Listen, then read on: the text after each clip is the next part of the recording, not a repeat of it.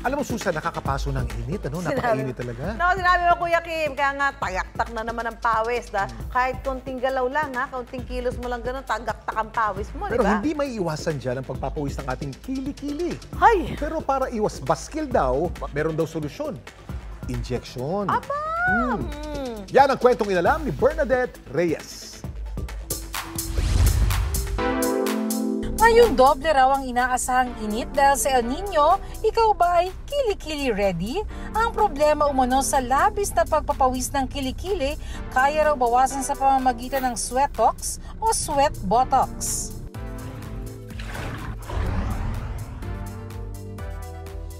Problema raw ng call center agent na si Jane ang labis na pagpapawis ng kanyang kilikili. Bata pa lang talaga kailangan pulbos na lahat kasi pawisin talaga.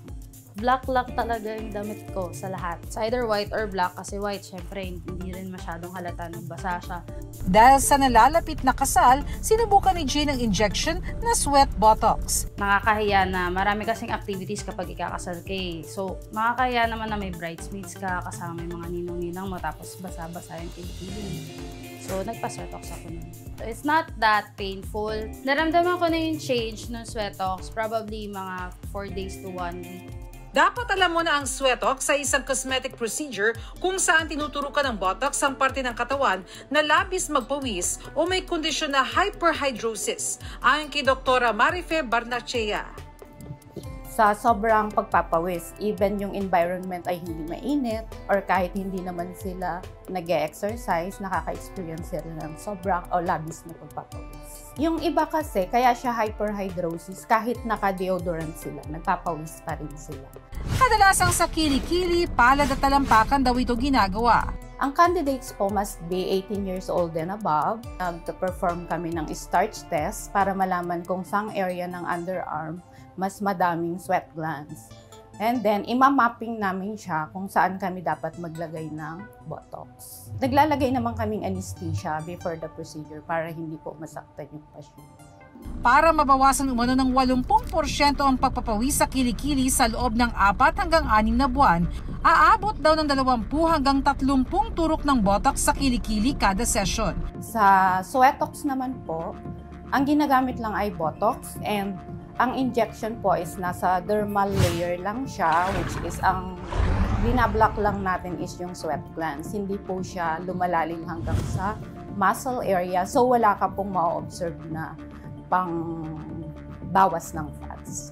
Nagkakahalaga ng 15,000 to 30,000 pesos ang kada session ng sweatox. Ang sweat glands ay tumutulong sa pagkontrol ng temperatura ng katawan, kaya hindi umano inirerekomenda na 100% bawasan ang pagpapawis nito sa pagtuturok ng botox. Ayon sa dermatologist na si Dr. Grace Beltran, kasi ang botox ginagamit for excessive sweating. Ang kanyang function is to prevent the stimulation of the cholinergic receptor na nandoon sa sweat gland. Pag tinanggap nila yung gamot, hindi mag-e-effect yung acetylcholine, which is the one responsible for stimulating the eccrine glands to produce sweat. Binablock nila yung trigger factor, which is acetylcholine, para hindi siya makarating doon sa sweat glands. Dagdag pa rin ni Dr. Grace, hindi lahat ng parte ng katawan ay maaaring turukan ng botox. Pwede mamatay yung pasyente kung above the required dose lang. Pag naman hindi naman masyadong mataas, pero na mali ng location ng injection mo, pwedeng magkaroon ng problema sa movement.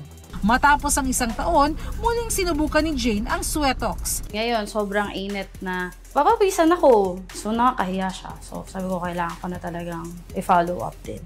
For me, all it did was to give me confidence sa buhay ko. Ang pag-aalaga sa sarili ay walang pinipiling panahon. Pangalagaan ito at maging mapanuri bago dumaan sa anumang proseso. Ako si Bernadette Reyes at yan ang kwentong dapat alam mo.